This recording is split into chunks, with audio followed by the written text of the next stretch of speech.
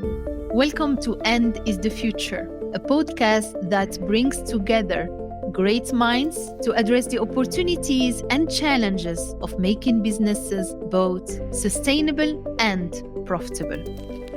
I'm Ilham Kadri, the CEO of Syensqo, and I'm delighted to be your host today. If you are as passionate about sustainable business as I am, let's explore how End is the Future together. I am so happy to welcome Kyle Clark to the podcast. Kyle is the founder and CEO of Beta Technologies, an aerospace company based in Vermont that builds all-electric aircraft and the charging infrastructure that supports it. At Syensqo, we are very proud to partner with Beta by providing the advanced materials that make their aircrafts lighter and more fuel efficient. Kyle is a true leader in sustainable aviation, a lover and passionate person, and I can't wait to hear what he has to say about the future of electric flights. Kyle, thank you so much for joining me today. My pleasure to be here. Thank you. So, Kyle, I like to ask my guests where it all began, right? I know you have always loved airplanes. You have always loved flying. And I hear that every day you fly at least 2 or 3 different planes. What was it that first sparks that passion of flight? Was it something in your childhood? Yeah, it's a great question. I can't remember a time that I wasn't enamored with airplanes. And there was a small airport a little bit north of here in Vermont of a gentleman who was bringing Eastern Bloc European fighter trainers here. And I would go up and try to help him work on them just so I could jump in a plane and take a flight. And I was as interested in the technology and the pieces and the parts that made up the airplane as I was in flying. And his name was George Coy, and he was leading the Experimental Aviation Association up here in Vermont.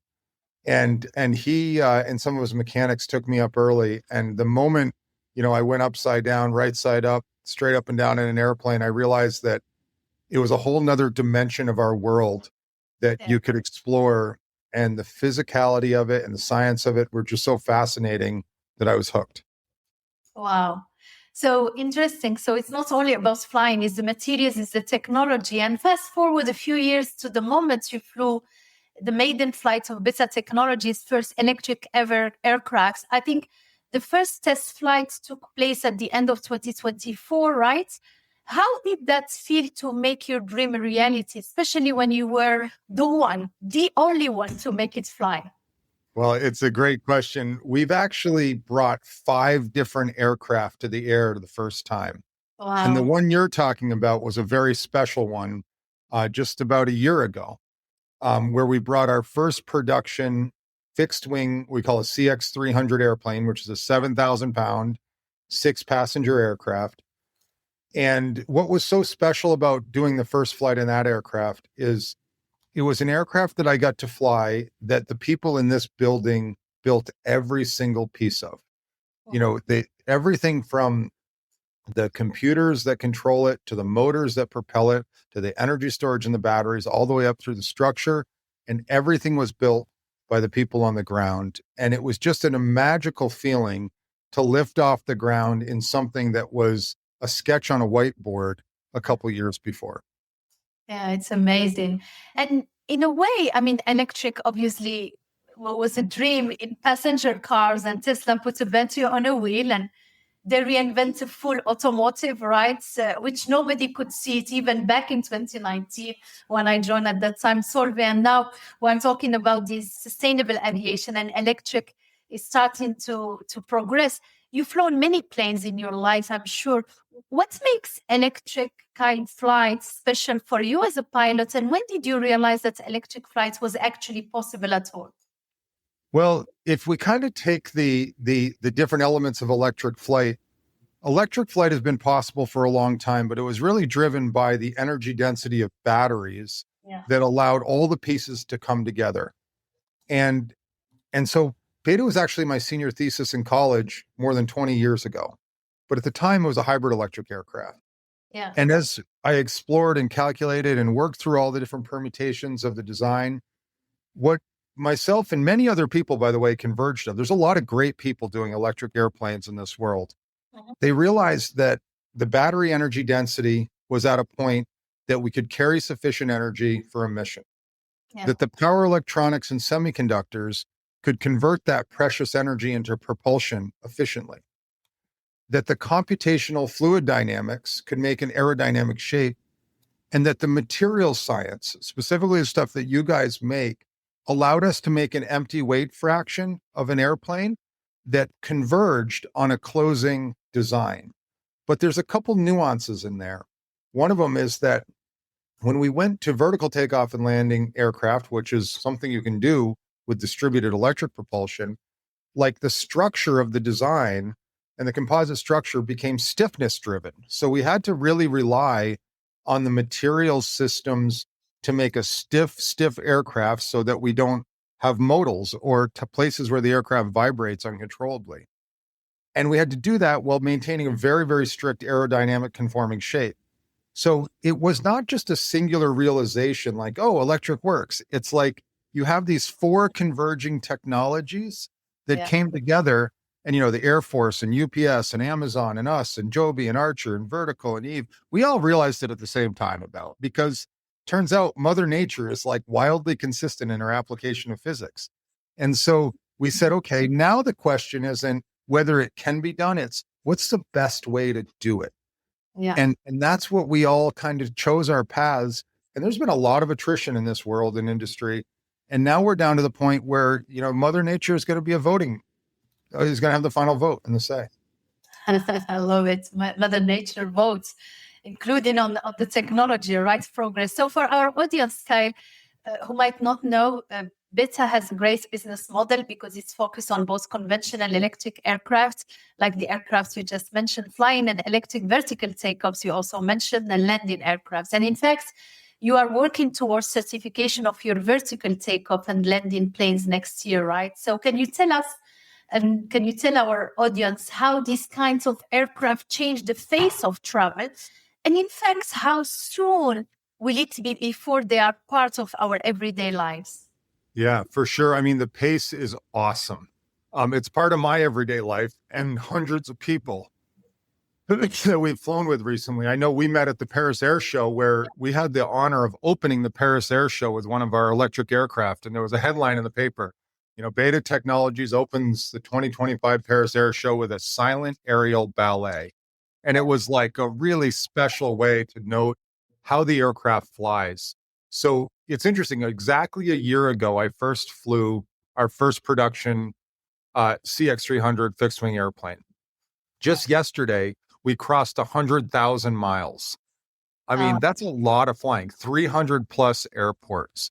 A whole bunch of people have flown. I mean, 20 plus beta pilots and hundreds of people have flown in the aircraft.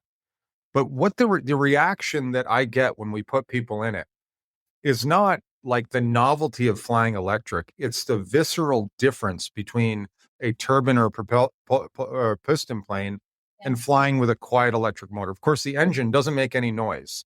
Yeah. The engine in our plane is actually at the tail of the airplane. So it's 22 feet behind you when you're flying. So it doesn't make any noise. It's way behind you. And the conversion efficiency is very, very high, which of course equates to a very, very low noise. So what people notice is instantaneous torque. It's like you turn the throttle and you're immediately moving. And it's very responsive. And then the climb is like really nice, but it's the visibility, the lack of vibration, and the quietness takes away all that kind of claustrophobic feeling in a traditional airplane. And if you look at our aircraft, I mean, there's 6.5 foot windows in front of you, and you're just kind of out there like a bird. And you can hear the wind, like when you change the angle of attack of the airplane, which means pull the nose up or down, you hear a difference in the wind. You never hear that in a regular airplane. And it's like, and then it goes, shh, and you let it down and you load up the wing. And it's like you're more connected with the nature around you because you can feel and see and hear and your senses are alive. Wow, so silence and even here in the wind, I cannot wait to see this and experience this. So I remember when we met in Paris, obviously I was just flabbergasted by the progress, but I've seen in the same show, right, other companies. So can you tell us what makes Benta stand out from the other companies in this space? Yeah, so we've taken a very different track for both the technology development and the entry into service. Our calling to the technical solutions has been simplicity. We take things off the aircraft. We eliminate every requirement that's not necessary, and we end up with an aircraft that doesn't have all of the things you think you need to achieve the task. So it becomes a very, very simple aircraft. Mhm. And then we break that simplicity down into a couple of discrete steps. Like, we're in a regulated environment. There is, safety and reliability in aviation is paramount. That's why we have to get the best materials and the best electronics, put those together, make a super reliable airplane. But what we do is we certify these aircraft through EASA or ANAC or the FAA in our case. Yeah. And so we've decided to do the stepwise approach to certification, where we first certified the propeller, and we got that done in concert with Hartzell. And then we were in the certification of the propulsion, which is almost done. Yeah. And then the airplane, and then the VTOL. So it gives us this stepwise certification path into the market and allows us to certify things that the FAA knows how to certify before we get to the things that they don't know how to certify. And it's really a one step at a time program. And that's mirrored by our entry into service, where we start with medical applications, moving organs, blood products, patients. And then we move to cargo and logistics like UPS and DHL and FedEx and Amazon, where the risks and the routes and the variables are lower because you don't have people in the plane. And then we move to passenger. And that's exactly what we did in our test flying. And I'm proud to say that we became the first company to actually fly with passengers into New York City. We put 5 people in the plane, and I went and flew into JFK, the busiest airspace in the world, and showed that electric aviation worked in that environment. But this is all part of that progressive entry into service, progressive technology development, all built on that fundamental. And you ask, what is a differentiator? It's the fact that we really focus on simplicity. And we focus on a simple design, because my philosophy is, if it doesn't exist in the airplane, doesn't weigh anything, you don't have to stock it, you never have to certify it, you certainly don't have to conform it, and doesn't cost anything. And that's a goodness. This is amazing. It's very disruptive. I mentioned many of your qualities, but I think that disruption in the business model and the way you certified, in phase is just amazing. So what's about the long haul flights? Do you think, the jury is out. People think SAF, sustainable aviation fuels, are going to save aviation. Others believe that there may be some hydrogen. That we are building the aircrafts as a company for the 9 days tour with the Tropical with liquid hydrogen. Do you think that electrification could one day be possible, or at the service of sustainable aviation? And I think your AEA platform is also designed, I saw it, for cargo and passenger missions, right? And here, scaling the electric aviations hinges on grid capacity, charging logistics, battery life cycle economics. So tell us a bit more now for the scale up, or the single biggest technical or regulatory maybe bottleneck, which can delay industry-wide electrification in your space. Yeah, it's a great question. Look, I think one of the key points is that you can't solely tie electrification to battery electrification. Electrification can take many, many different forms. You can get the benefits of electric distributed propulsion motors, whether you store that energy in batteries, hydrogen, or a hybrid system, or any other means of energy storage. So when I say we're building electric airplanes, it doesn't exclusively mean battery electric airplanes. In fact, we've built and flown hybrid electric aircraft that way outperform diesel or turbine aircraft, because you get the benefits of very high efficiency conversion. For instance, running these engines at their lowest specific fuel consumption continuously while modulating the power through a small amount of energy storage. So you get substantial performance increases by electrifying a turbine or a reciprocating engine. And you get all the other benefits around electrification, which we can get into on a self-aware aircraft, and just the pure efficiency and the weight. That aside, I think to answer your question is that absolutely the world is going to be electric. Electric is going to have a major part of the next generation of jet engines. And they're going to be hybrid engines in ways that you may not imagine. Safran and others, and we have this wonderful partner, GE, that's been talking about this publicly. Yeah. It is a big part of the engine development in the future. Now, that inherently has some form of energy storage that maybe not be traditional batteries. That said, let me just kind of quantify a couple things. The longest range that we've flown our airplane is 336 nautical miles. That's sitting in the plane for almost 3 hours. Oh, wow. Now, I don't know about you, but like that's about as long as I want to sit in a 6-person plane. Yeah. The point is that you can do a lot of missions. In fact, I think about 20% emissions are under 300 miles, 20%. And if we can take the carbon out of 20% of the missions that fly with the technology that exists today, I feel like we're on our way to our mission. And if in another 10 years, we've doubled the energy density, and remember, the number of city pairs goes by the square of the radius that you can fly, right? Because area is the square of the radius. You can really start to imagine a future where pure electrification takes a big part of flying. All these short missions for cargo and medical and logistics, and then regional passenger air mobility. And then we stop nipping at the heels of the flights that go from New York to Washington to Florida. And those folks have to get better and better and more efficient. So look, I'm an evangelist. I get it all. I love this stuff. But we will push the technology right up to the limits of physics, and we'll bump against it over and over again. But the rules will keep moving as the technology and the physics allow for it. And we want to be right at the forefront of it. And I love it. I love your passion, and you are a scientist and you push the limits of technology, but you are pragmatic. And I didn't know 20% of the emissions are below, you say 300 miles, right? Right. Obviously, a longer flight has bigger net emissions, but it's still a meaningful amount. Yeah, it's huge. It looks like low-hanging fruits. And this is what you can do, while commuting around the city or whatever. So now, Kyle, as you know, this podcast is about the power of A&D and how we can hold seemingly opposite tensions like sustainability and profitability in the balance, right? And you are obviously probably the guest, right, of the show who really, demonstrates these benefits, right, to our audience and leading the way on sustainability with these beautiful electric aircrafts. And this was recognized by Time magazine, which named you as one of the 100 most influential climate leaders. Congratulations. Thank you. And by the way, we are also so proud to partner with you in this sustainability mission, as your aircraft that first took flight last year was made almost entirely, if my information is right, with Syensqo's composite material, which make the aircraft obviously lighter and more efficient.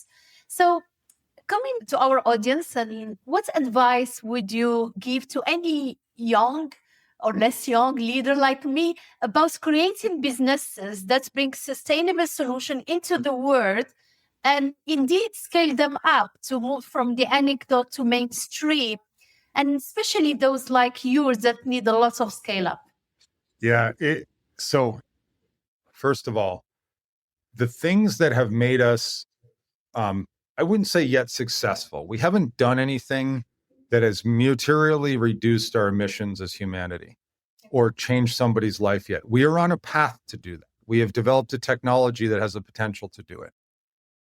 It may be premature to think that I would be a climate leader. I hope to get there someday. And that's one of the insights. It's like you have to continue to strive to be the thing that you endeavor to be like this. What's really interesting about aviation is it's an incredibly hard to abate sustainability problem, because you're trying to make something that's super light, super reliable. And reliable in many cases means well tested and old and has legacy and pedigree and all those good words that say, I feel safe getting on an airplane. Yeah. So you have to overcome, I would consider like a bow wave in front of a big ship going across the ocean. And you need to just power over the bow wave and get over it until you're on that clean water again. And we've built all this mental inertia that's a bow wave here. And it takes a lot of capital and a lot of passion. And that's where it really matters. And let me give you the insight that I didn't have, but I realized in doing this, which is people who work and work exceptionally hard and love what they do, they want to attach themselves to a mission. So we only hire people here who care about sustainability, love technology, and care about aviation. If you have those three things and you want to make the world a better place, you show up here and you're willing to work exceptionally hard to get that boat over the bow wave, because we have regulation, we've got historical precedent, and all these things that are keeping us from doing it. But on the other side, the juice is worth the squeeze. And herein lies like the next thing. It's like getting the capital to do it. And I don't know if you know this, but we just went public. And it was actually the largest founder-led industrial IPO of all time. Not this year, not this decade, of all time. And we raised about $1.2 billion in capital to help us get over the bow. And we already had a great balance sheet. So you put all this stuff together, you got people who care what they're doing, you do this. And the last secret sauce is this. We are not pursuing something with a green premium. We're not trying to push a technology that doesn't have a merit of financial benefit. And the magic of technologies like industrial heating and aerospace in this case is that the number one operational cost driver is fuel. If you take the fuel out, you lower the cost. If you take the fuel out, you improve the sustainability. It is both an economic and a sustainable win at the same time. And that is what allows this thing to get some massive legs. And so we're driving with the people. We've got the capital who understands the economics, and the people are passionate and driven to the mission. And those pieces together have given us the ability to actually, to set these world records, to start our production, to have an amazing backlog.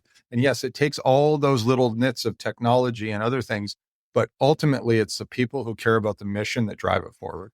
Yeah. Well, let's talk that kind of about culture, right? And people for a moment, because I read somewhere that you give everyone on your team flight lessons so that they really learn what it means to use the products. This is wonderful. So tell me about the culture you really nurture in the company and how that experience shaped your team and the inner you, the inner Kyle. What leadership habits or mindsets you've had to unlearn? Because in my company, I push to learn and relearn.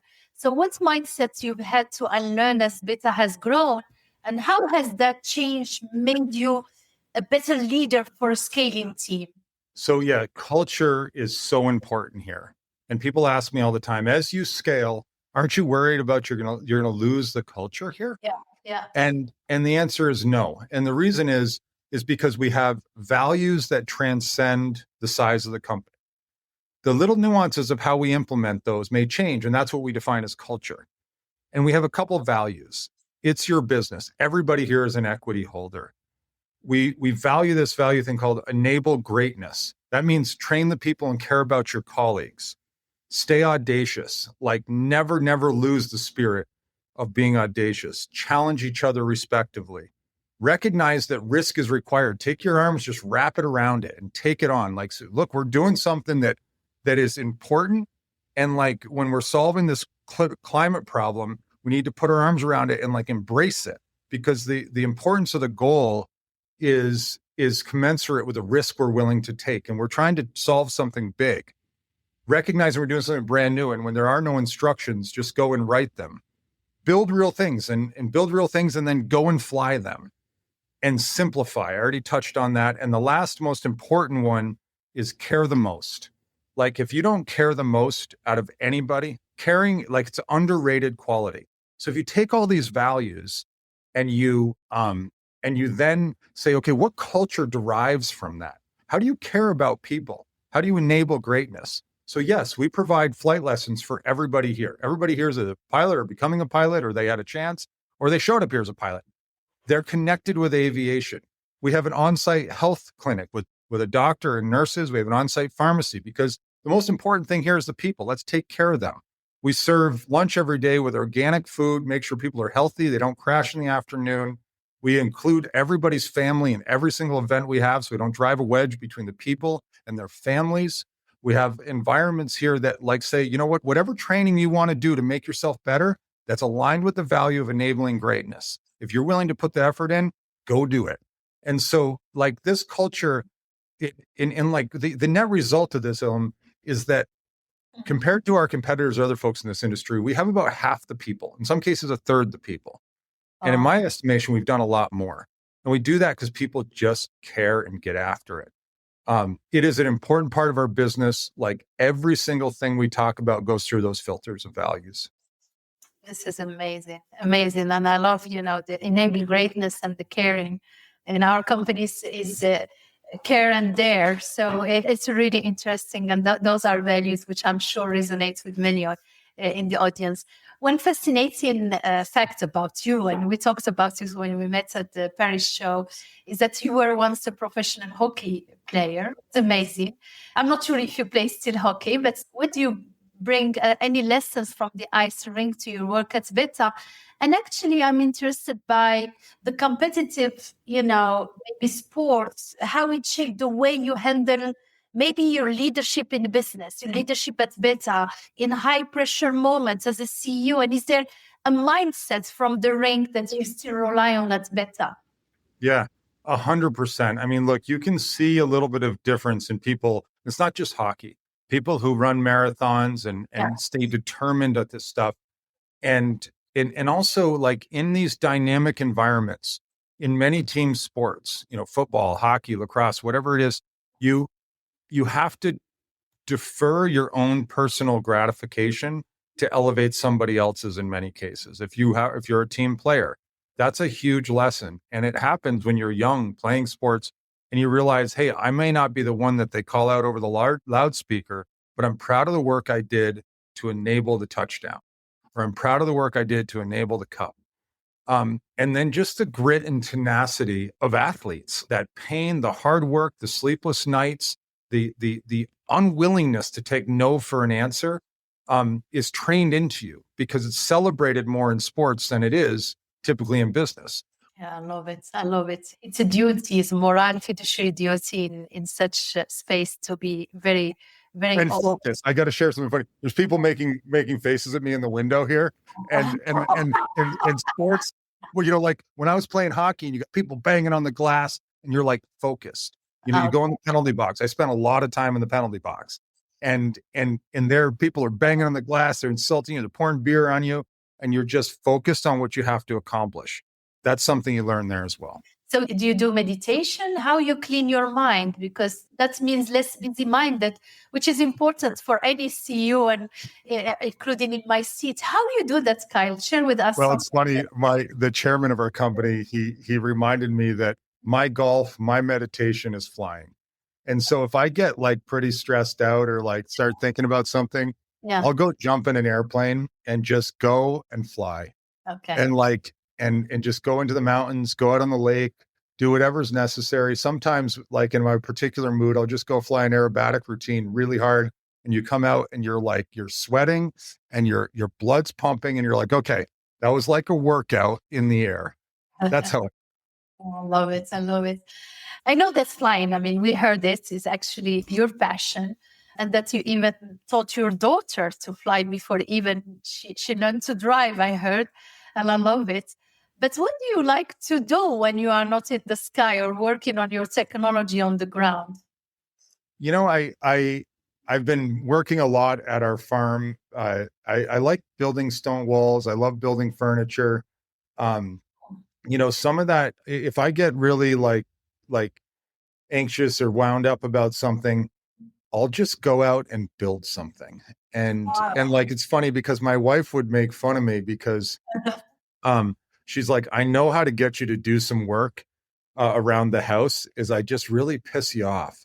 And then, you're like, instead of saying anything, I'll just go outside and I don't know, fix a fence or something. And so I actually really love working. I just like, if I'm not, I can't watch movies. I never, and it's funny, even when I was a little kid, I always hated watching movies. My head was always in the thing that I wanted to do.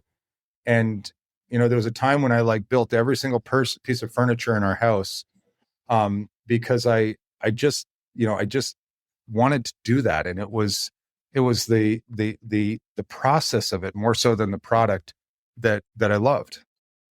I love it. I love it.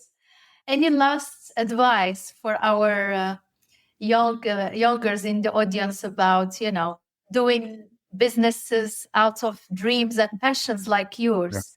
What are the qualities? I think you talked about determination, focus. Is there something else? Yeah. I mean, one of my favorite mentors, Martine Rothblatt, she said something that immediately resonated with me. She said, persistence is omnipotence. Yeah. And the reason that resonated with me is that I was trying to build airplanes since I was in high school, and then built a lot of model airplanes, and then in college designed airplanes, and I wanted to fly so badly. And then I did beta air as my senior thesis, and then I started pitching it to everybody that would listen, to the point that people in my family were like, "Will you shut up about the damn airplane stuff?" But I kept going. And it took from 2004 to 2017, 13 years of pitching the business and building models and building simulators and working with Austin Meyer at X-Plane to refine the flight models before Martine stepped up and she said, let's do it. And in that time, I started other businesses and a family and all the other things, but it was persistent and pervasive until somebody said, you know what, I have the other pieces to the puzzle. And I'm asked often, do you wish that, the people at your senior thesis said, I want to invest in that? And the answer is no, I probably would have screwed it up, because you learn a lot of things failing.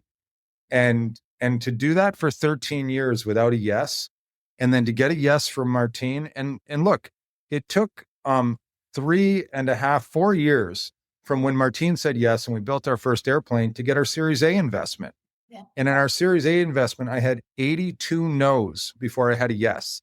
And that yes was from Fidelity. And they said, we'll give you $100 million and give you $1 billion valuation right out of the gates. And I was like, holy cow. No, right out of the gates after 17 years of pitching it, right? And so that persistence got us there. And then every single step since then, everybody tells you it can't be done. It's too hard. It's whatever. And now we're at the point where it isn't done. And the next year is going to be 10 times harder than last year.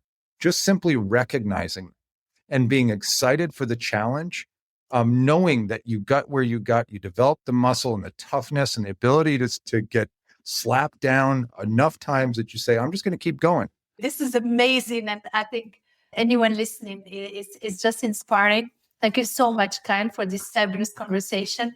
I learned a lot. I mean, meeting you and listening again, you show us that if you dream big, you stay focused. You talked a lot about the focus. The sky is the limit. Thank you for inspiring me, inspiring us. Thank you for having me. Thank you so much for joining us today. For more information or to listen to other episodes, visit our website. And if you like these podcasts, don't forget to subscribe. Until next time, be safe.